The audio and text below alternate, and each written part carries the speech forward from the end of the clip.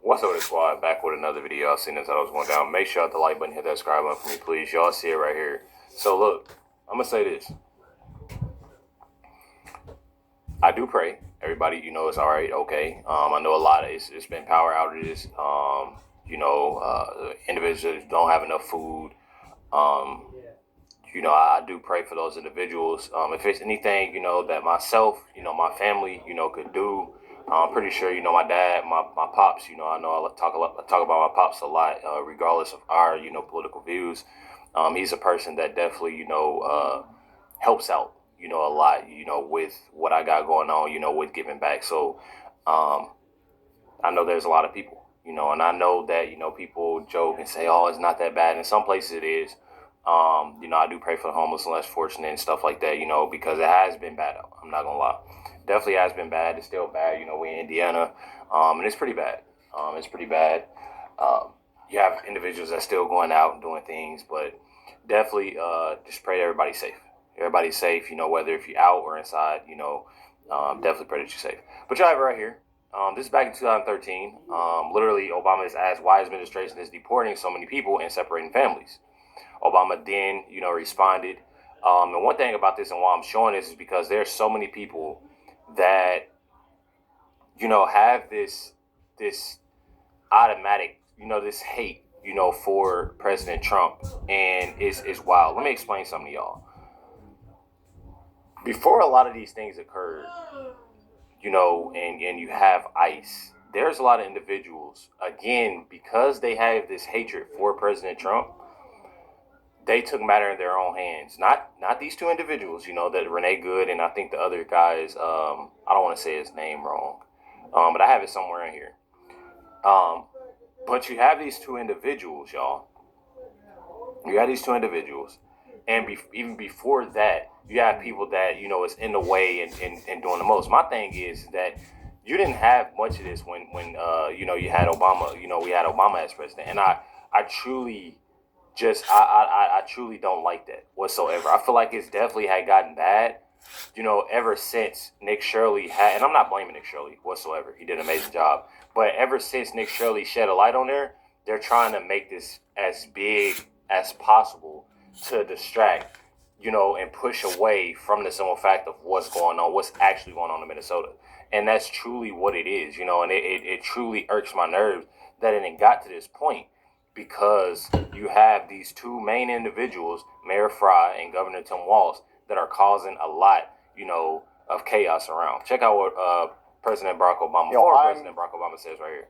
The President of the United States. I'm not the Emperor of the United States. My job is to execute laws that are passed. And Congress right now has not changed what I consider to be a broken immigration system.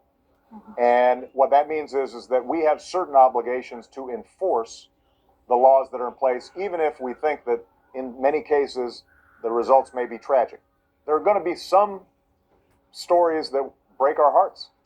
And more importantly, we're going to continue to have an economy that is stifled by a really inefficient system where not only are we deporting folks, but we also have a legal immigration system that is so bottlenecked that it forces sometimes people into the illegal system. I'm the president. And that goes to show you right there on what I've been talking about, and what I mean by this.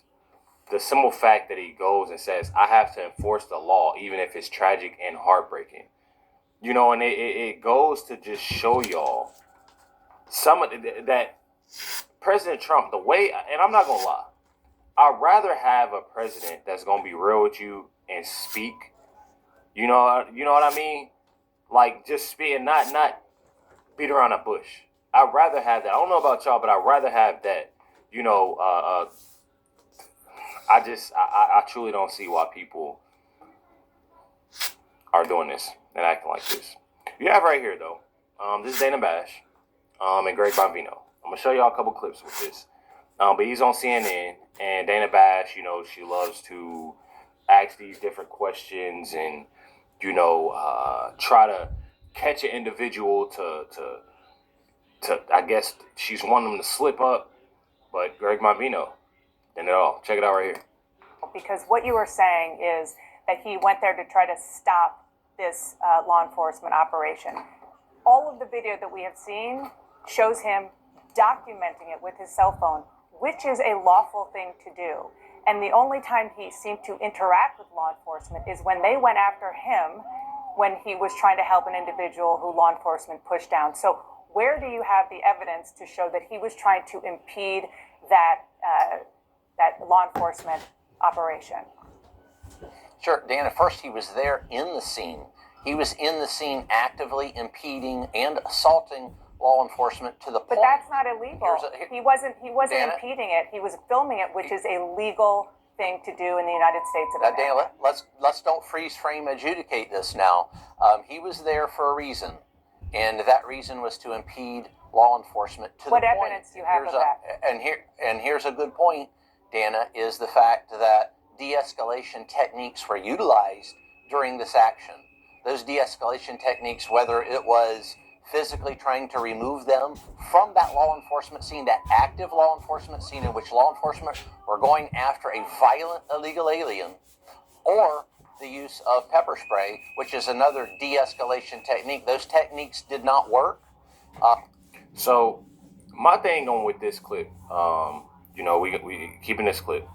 My thing is that regardless how I look at any type, looking at this situation, looking at it, regardless, and this is how I feel, a lot of people, obviously have their differences on especially, within that last, I had a person comment on my video yesterday and saying, I have a buddy that carries, extra mags all the time and that's completely fine.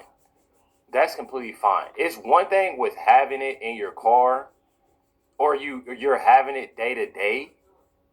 And that's what I'm saying. Like having it day to day, and you do this every day to where you take an extra mag or two, and you have it in your pocket each and every day, having your weapon on you each and every day.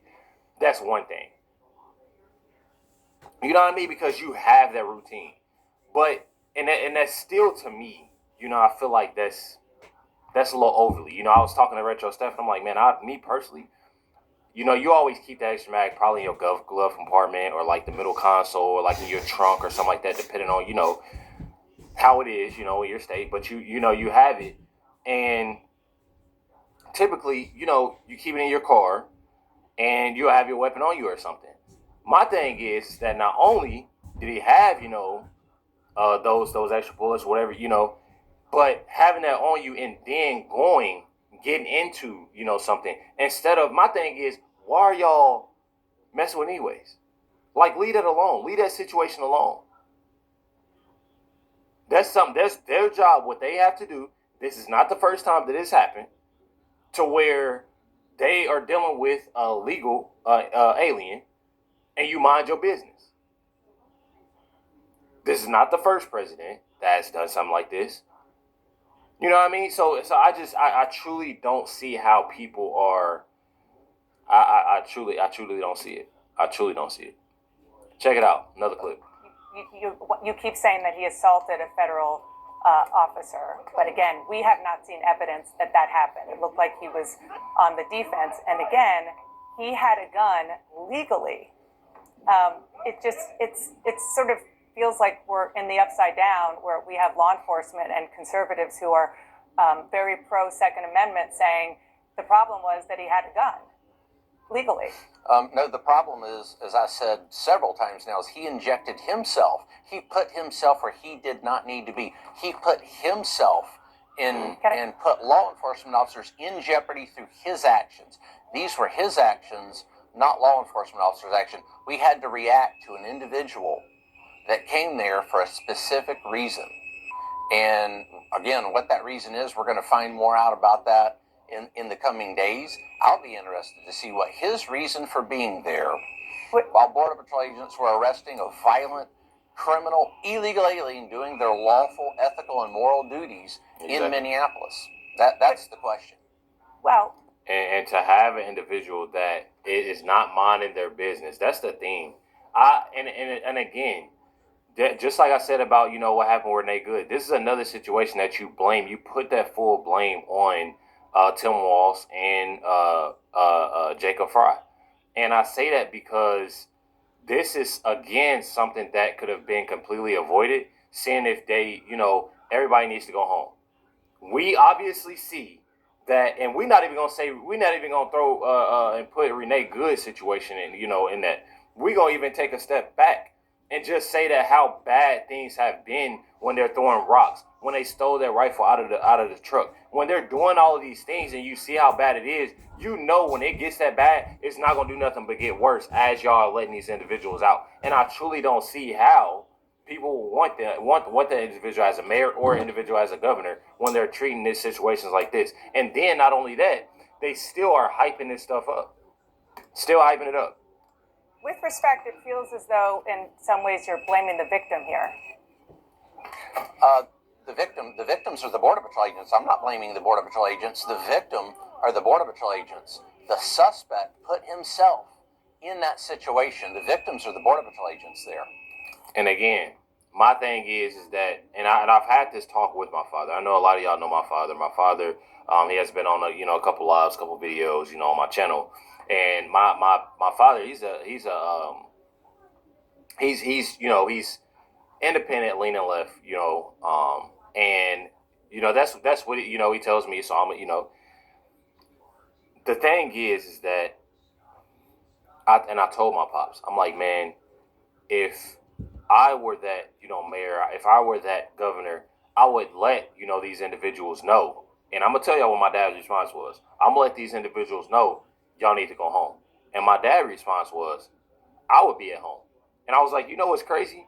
Tim Walz was literally at home using a loudspeaker. If y'all seen that video, using a loudspeaker and, again, inciting that violence.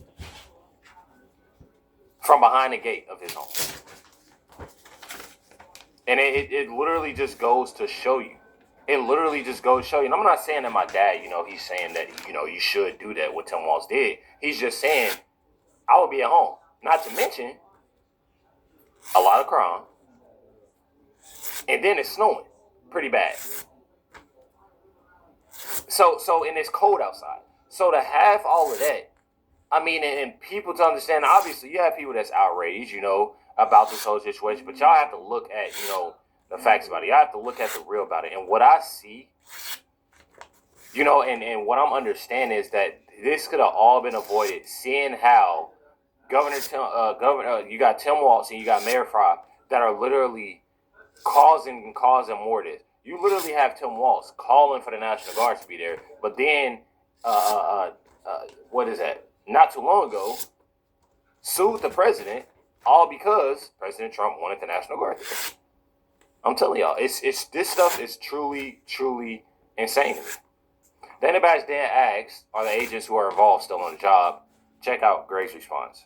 Is the agent or agents, is it your understanding that more than one agent fired a weapon at Alex Preddy? Again, that's going to be part of the investigation. I'm not going to speculate on how many shots or who shot or that type of thing because I don't know.